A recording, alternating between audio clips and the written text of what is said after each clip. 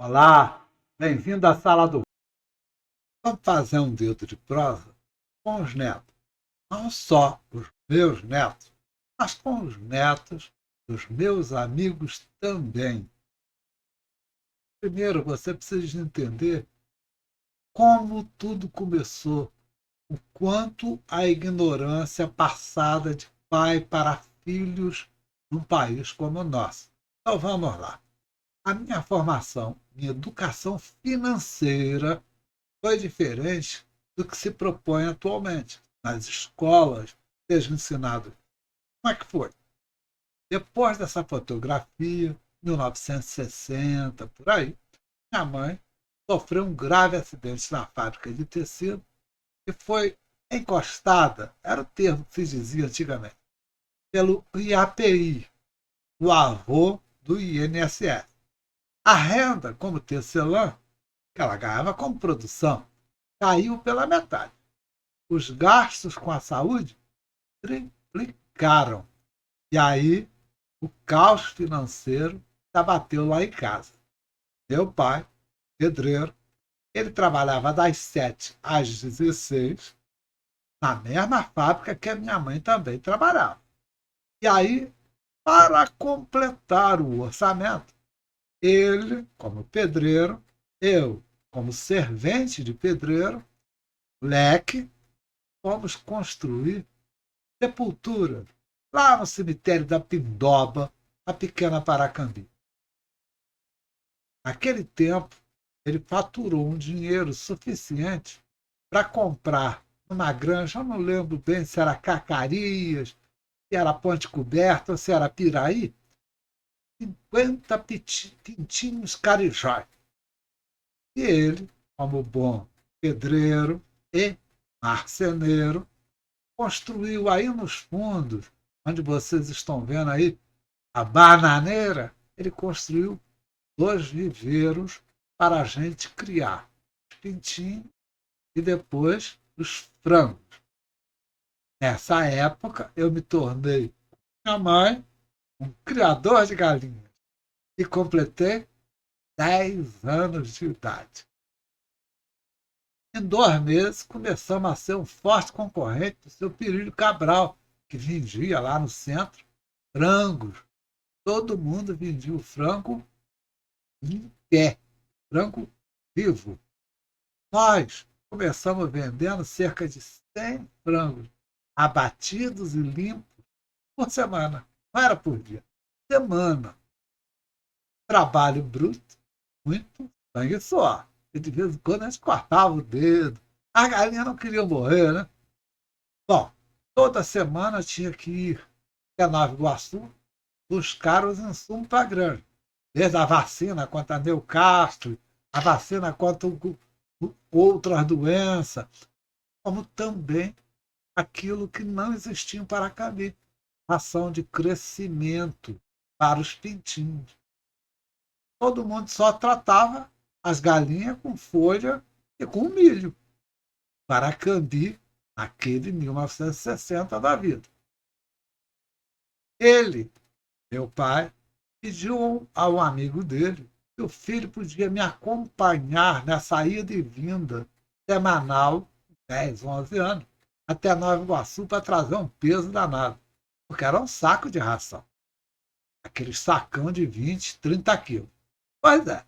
Aí, grande amigo que eu tive, já falecido, o Valdir Bacurau, me ajudava a ir a Nova Iguaçu para as coisas e trazer para Paracambi, onde a gente deixava lá na estação de trem, carrinho de mão, para poder levar da estação de trem até a nossa casa, na Avenida dos Operários, aquele peso danado.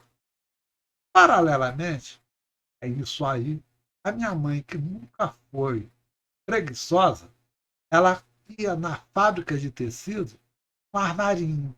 E ela comprava um negócio chamado trouxa de tecido. Ali vinha um monte de pedaços de tecido, pontas. Seu Isaac é quem vendia lá, anotava na caderneta. Eu não lembro de caderneta, mas caderneta era uma coisa normal. Aí depois pagava por mês. Confeccionava então a minha mãe calções, camisa. No fim de semana, eu e ela saíamos para vender, ou lá no Boqueirão, bairro de Paracambi muito pobre na época, ou lá na Guarajuba, um bairro de Laje, pobre na época, ou lá na Raia, lá perto do Quilombo. A gente saía, batia de porta em porta vendendo camisa e calção. E aí ela começou a faturar um dinheirinho. A renda familiar voltou ao normal, começou a sobrar uma graninha, e, para nossa surpresa, meu pai, que era o cabeça de vento, foi lá no seu macarrão, na Universidade Federal Rural, e comprou Ódimos Mil de luxo, conversível vermelho. Esse que está aí. Exatamente. E foi aprender a dirigir esse carro na marra. Eu não preciso dizer para vocês que ele deu uma porrada no coqueiro com esse carro, mas era tudo ferro. A gente fez a lanternagem, seu nonô perigoso, e o carro voltou a funcionar normalmente.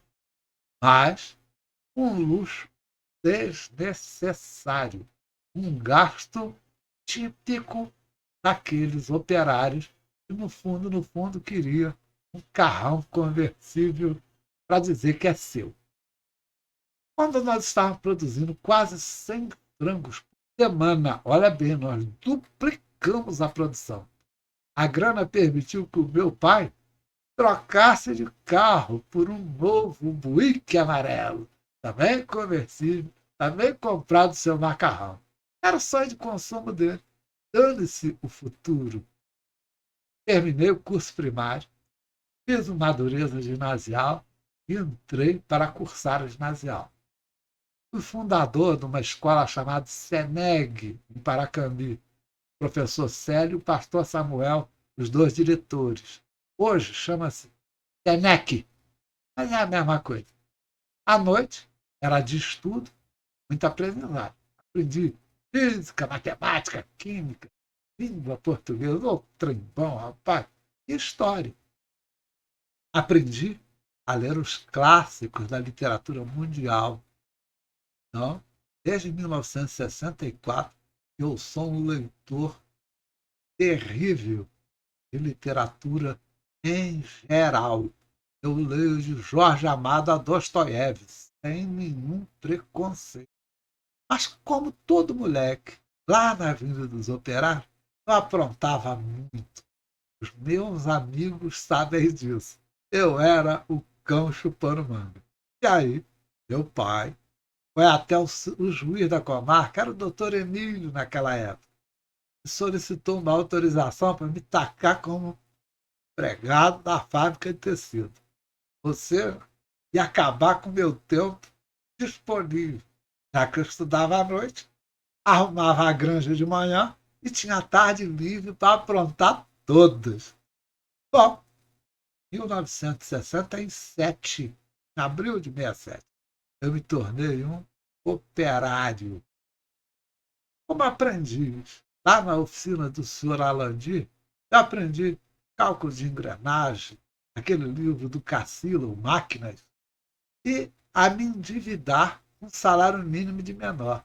As dívidas eram na caderneta e eu tive a primeira dívida do carrinho de doce do pai do Cezinha Chouriço. Meu Deus, eu gostava demais de comer pé de moleque, comprava, comia muitas, e aí, no final do mês, era um desacerto coçar o bolso para pagar o pai do Cezinha Chouriço. Realmente, eu segui os passos do meu pai. Meu pai, então, foi convidado para ser mestre de obra na Hotéis Otom, lá em Copacabana, na cidade do Rio de Janeiro. Com isso, nós saímos da pequena Paracambi e fomos morar lá em Nova Iguaçu. A nossa casa, que a gente sempre morou na Avenida dos Operários na época, era hoje uma era, não, é hoje uma padaria. Fui trabalhar então em Nova Iguaçu numa empresa chamada Corba SPL. Era uma empresa de aerofotogrametria, prestava serviço para o IBGE do pré-censo de 1968 a 69. Essa foi em 70. Conheci todo o município, conferindo fotografia aérea com terreno, com mapa. Aprendi demais sobre topografia, cartografia. Continuei meus estudos regulares. O Brasil bombava economicamente. E voltamos para Paracambi, porque minha mãe conseguiu comprar uma casa daquelas da fábrica que estavam sendo vendidas. E aí não é mais aluguel, aí passa a ser morador de imóvel próprio. Quem comprou? Minha mãe. Meu pai entrou com uma grana, eu também. Racharam meia meia e compraram. Nessa época, eu, para um garotão, como você vê na fotografia aí ao lado, fui trabalhar como desenhista na siderúrgica Lanari. Lá, nosso chefe era o Dr. Melo, um homem sábio que muito me ensinou, muito mesmo. Inclusive projeto de forno de siderurgia, forno para tratar o ferro gusa. Eu aprendi também com meus colegas desenhistas, Marcelo, Wagner Felizardo, o Maia e o João Menosa. Esses caras me ajudaram muito, mas bastante, ajudaram muito. Vocês entenderam que eu nunca tive uma só aula de educação financeira? Eu me tornei um adulto completamente ignorante em finanças pessoais. De repente, eu me tornei um rentista, acreditando piamente na caderneta de poupança. Mas não fui eu que aprendi. A realidade, a esposa me pressionou a ser esse rentista, ou seja, poupar alguma parte do que a gente ganhava. Por quê? Porque a gente normalmente chegava no último dia do mês, o salário já tinha terminado. As contas não, mas o salário sim. Foram anos de estica a grana daqui para lá, até que eu fui promovido a sargento do Exército. E aí, de novo, a Lúcia começou a me pressionar a formar uma poupança. A vida sempre me ferrou. E aí eu fui à falência lá em Macaé por conta de muitas e muitas visitas e gastos desnecessários. Por quê? Porque eu fui morar na areia da praia. E nunca tive tanta visita assim. Até amigos dos meus parentes iam passar a lua de mel lá em casa. Uma loucura total. Bom, o gasto ficava por minha conta. E era o anfitrião ideal. Entrava com a casa, com a comida e a cama. E eles entravam com o corpo. Sob a rígida supervisão financeira da Lúcia, nós saímos e fomos morar em Rondonópolis, no Mato Grosso. Por quê? Porque aí eu pude quitar as dívidas que havia feito com o banco. O famoso cheque especial. Aquele tempo terrível. Você gastava quando chegava na hora de pagar, os juros era abusivo. E aí eu comecei, então, a fazer uma poupança lá no Mato Grosso e, de repente, quando transferido para Brasília, tempo do Zé Sarney, a poupança começou a render 89% ao mês. A inflação era 2.700 ao ano. Meu Deus. Eu me tornei um rico do. Por quê? Porque eu depositava na poupança no final do mês, mas dobrava o valor. Que eu não entendia. É que o salário continuava mesmo. E eu, todo mês, ia no mercado e comprava menos.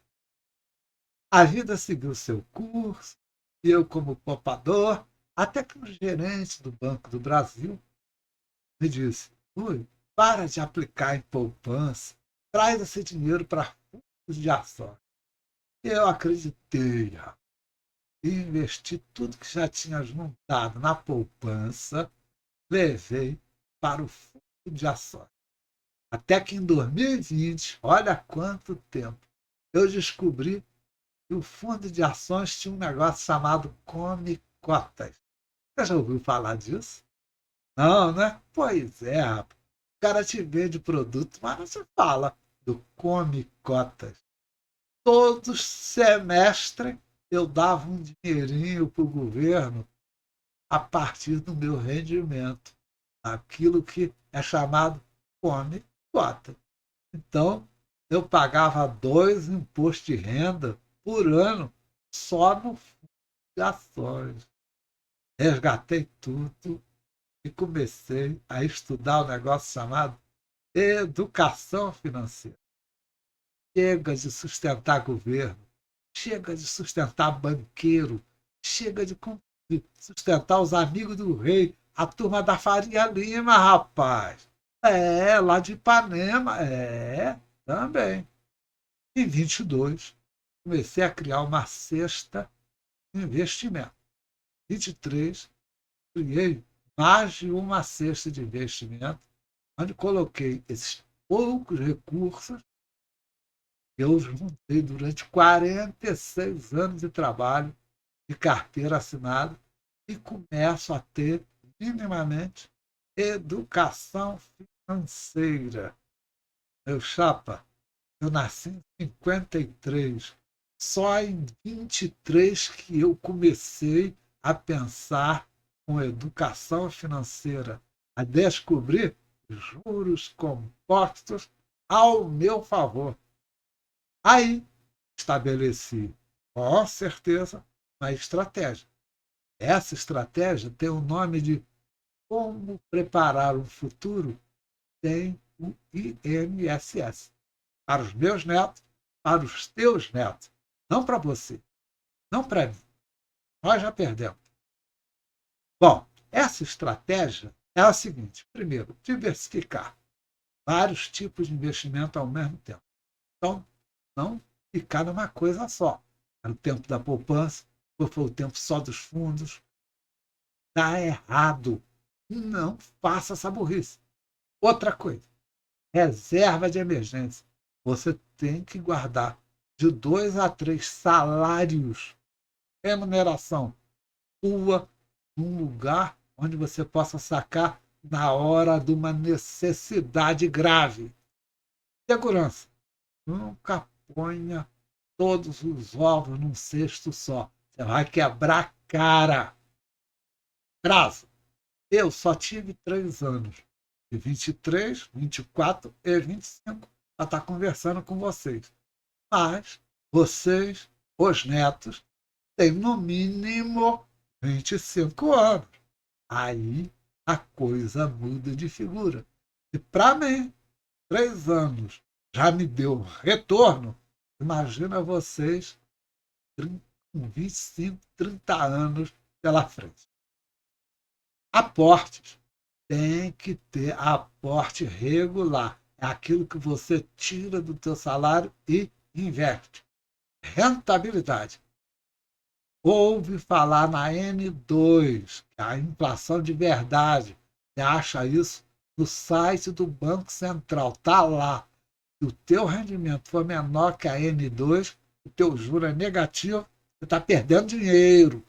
Você está pagando para outros faturarem nas tuas costas. E por último, o saber. Conhecer é fundamental. E aí começa pelos juros compostos. Os juros compostos são uma bola de neve, onde você aplica o dinheiro da aplicação é remunerado, você pega essa remuneração, que normalmente é dividendo ou outro tipo de rendimento, reaplica, e isso vira uma bola de neve, onde o próprio juros, daqui a muito pouco tempo, começa a te dar algo maior do que aquilo que você aporta todo mês. Você pode continuar aportando dinheiro, mas o próprio juro composto já vai fazer o trabalho por você. Entendeu? Não tem mágica, não tem sorte, é só matemática. Para conhecer a coisa, como é que eu fiz? Eu botei na minha cabeça meu tempo de vida, já que eu sou um aposentado por invalidez, por cardiopatia grave, e posso morrer a qualquer momento, significa que o meu tempo para frente é no máximo 5 anos. Ah, mas eu vou viver 10, não importa, vou trabalhar com 5 anos. Você vai trabalhar com 25 anos. Eu quero criar uma renda passiva. É gerada automaticamente, sem necessidade de ficar botando dinheiro lá. E é direto do investidor. Por exemplo, uma ação da Petrobras entrega 4 dividendos por ano. É parte do lucro da Petrobras distribuída para todos os acionistas. Isso aí é a tua aposentadoria. É disso que eu estou falando. O rendimento pago pela Petrobras durante 4 vezes ao ano te dá uma aposentadoria. Depende da quantidade de ações que você tiver desta empresa. Não se esqueça, não será só a Petrobras, mas ela é uma delas. Qual valor você vai ter que juntar por 25 anos? Vamos começar pensando tudo do zero. Você não tem dinheiro, você vai começar com o teu pagamento deste mês. Eu usei uma fórmula conhecida como renda anual para descobrir qual é esse valor. Descobri que o patrimônio ideal para você ir botando na tua poupança, entre aspas, na verdade não é poupança, é uma cesta de investimento, você precisa ter 259.200 daqui a 25 anos para ela te dar o teu salário de hoje. Mas como é que eu vou juntar 250 mil, 259 mil, 260 mil? Simples. Você vai juntar mês a mês. Já usando esse método, eu percebo o seguinte: eu teria que botar quase R$ 3.200 todo mês lá nos meus investimentos. Mas peraí, e aquele negócio do juro composto? Ah, cai para menos da metade este valor para você ter um salário que você tem hoje. Por exemplo, de R$ 10.000. Você ganha R$ 10.000 por mês. E aí, quer juntar dinheiro para se aposentar daqui a 25 anos, recebendo R$ 10.000 por mês. Ou seja, R$ 120.000 por ano de rendimento. Não estou falando de mexer no dinheiro. Estou falando de ter esse dinheiro entra no teu bolso e você permanece com o dinheiro aplicado. Bom, vamos criar um exemplo? Vamos lá. Está aí a caixinha. Se você usar a renda fixa, tem CDB, tem fundo DI, tem tesouro, tem a poupança. Ampara o vídeo, amplia essa imagem, você vai ver o tamanho do imposto de renda que você vai pagar fazendo qualquer uma dessas jogadas aí. Você aplicar R$ 1.500 por 25 anos, você que ganha até 10 mil, você vai ter daqui a 25 anos esse último valor em amarelinho que está na linha de baixo. Você aplicar 1.500 durante todos os 25 anos. Isso aí é garantido. Isso aí é coisa do juros compostos. Ah, é muito dinheiro? É 2 milhões de porrada? É isso mesmo, cara. Você vai ter tanto dinheiro. Você precisa de 260 mil. Você tem 2 milhões. Você vai acabar recebendo de dividendo muito mais do que os tais 10 mil por mês. Entendeu? Eu vou usar agora a renda variável. Que lá foi renda fixa. Tem um cara aí na internet que denominou a renda fixa de perda fixa. Por quê? Porque sempre dá menos do que a N2 lá do Banco Central. Então vamos pensar na renda variável. Se você aplicar em ações, ETF, que é um jogo, um monte de ações numa coisa só, ouro físico ou ouro escriturado, tanto faz. Você compra o ouro barra ou você vai lá no Banco do Brasil e compra o ouro que fica no Banco do Brasil, você recebe um papel para isso aí. Ou você comprar dólar. Eu, por exemplo, vou na Caixa Econômica e compro dólar. Não tem problema. Até R$ 3.000 eu consigo comprar todo mês legalizado. Nada de dar volta no imposto de renda. Ao contrário, o imposto de renda sabe tudo que eu estou fazendo. Compra Bitcoin. Eu estou começando agora com os Bitcoin. Eu vou descartando todo o resto que eu testei e descobri que é burrice, como fundo imobiliário, COI, previdência privada, poupança. Isso é burrice. Não aplique teu dinheiro nessas coisas. Hoje, que eu já conheço as coisas, eu posso dizer para os netos e netos de vocês: olha bem, você já tem uma corretora. Por quê? Porque a juventude já tem conta no Nubank, no Banco Inter, no Semeia, no Deicoval e por aí vai. Mas mesmo nos bancões também tem. Eu prefiro esses bancos digitais, que é muito fácil, já está no celular, todo mundo está careca de usar. Então, esses bancos já possuem corretora própria para vocês comprarem ações, ETF, Bitcoin, tudo por meio da tua corretora, do Nubank, do Inter e etc. e tal. Hoje, o que eu botaria numa cesta de ações para comprar ações todo mês? Primeiro, saneamento e eletricidade. É um setor que nunca perde dinheiro. Então, tem a ação da CEMIG, lá de Minas, da Copasa, lá de Minas, da Sabesp de São Paulo. Não é barata, mas vale a pena. Telecomunicações. Ações da Vivo, por exemplo. Bancos. A ação do Banco do Brasil, troço fundado por Dom João VI. Está aí até hoje. Vale a pena. Itaú, que não? Vamos ganhar dinheiro com eles, cara. Eles já não ganham dinheiro com a gente. Na área de mineração, comprar a Vale do Rio Doce. Ah, mas ela não cresce tanto. Mas ela paga bons dividendos. Petróleo, a Petrobras, PetroRio e outras mais. Seguro, uma área garantida. Todo mundo gasta com seguro e ninguém quer precisar do seguro. A gente paga rezando para não precisar, não é? Tem seguro no Banco do Brasil, tem seguro na Caixa Econômica Federal. Vale a pena comprar ações deles. E aí, eu hoje, depois de 3 anos, claro que eu não tenho 25 anos pela frente, hoje eu faço assim. Eu tenho um pedaço em renda fixa. Por quê? Porque é lá na renda fixa que está a minha reserva de emergência. Se der merda, eu saco esse dinheiro hoje e vou botar lá no hospital, na clínica ou na funerária, se for necessário.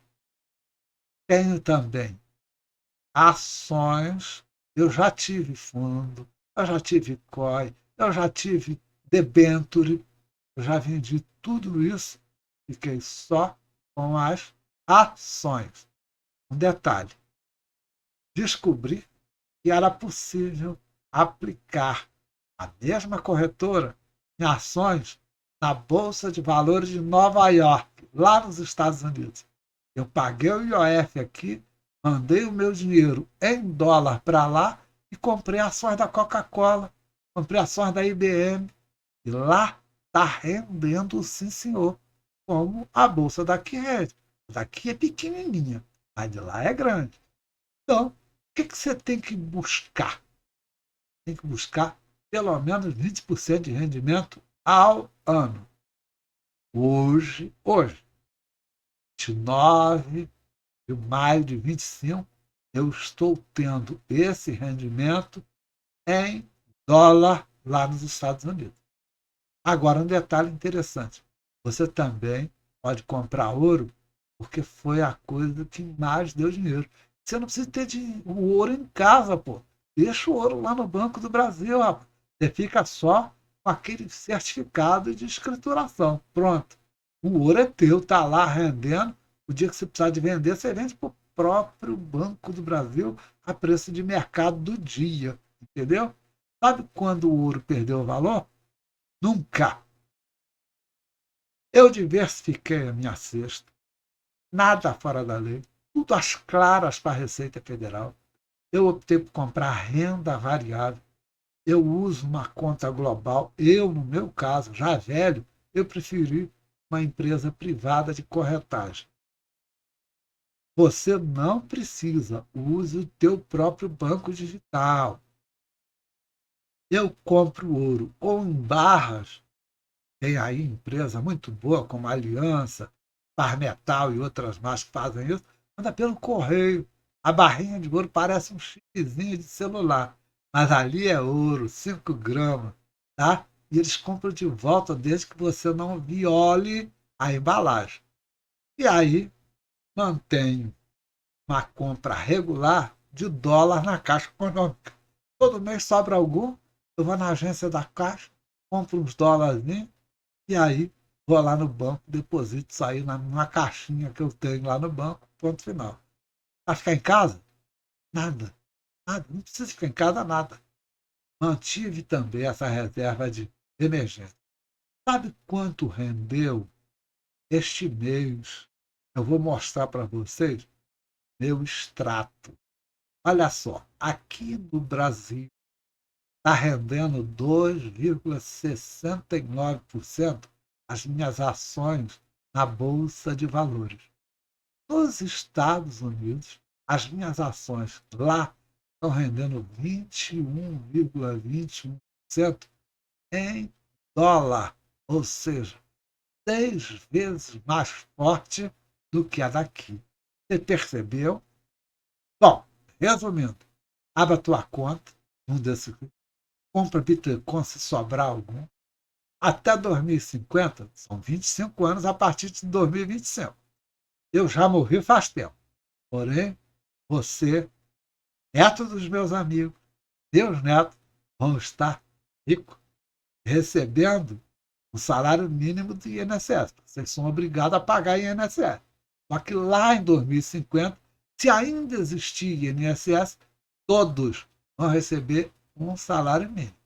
Mas o teu milhão, lá nas ações, lá no ouro, lá no dólar, vai te dar dinheiro que você ganha hoje para somar ao teu salário mínimo do INSS, continuar a viver com tranquilidade a tua aposentadoria.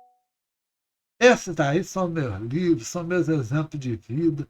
A única coisa que eu posso socializar com meus netos, com os meus e dos meus amigos.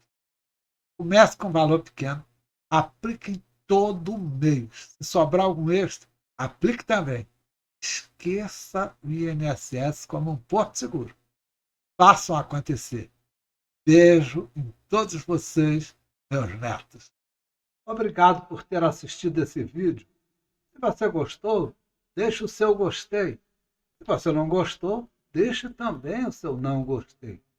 Compartilhe esse vídeo, mande para seus amigos, em especial para aqueles que você quer deixar meio irritado. Mas, por favor, não se esqueça de comentar. Além de se inscrever no canal, o seu comentário é importantíssimo. Até a próxima!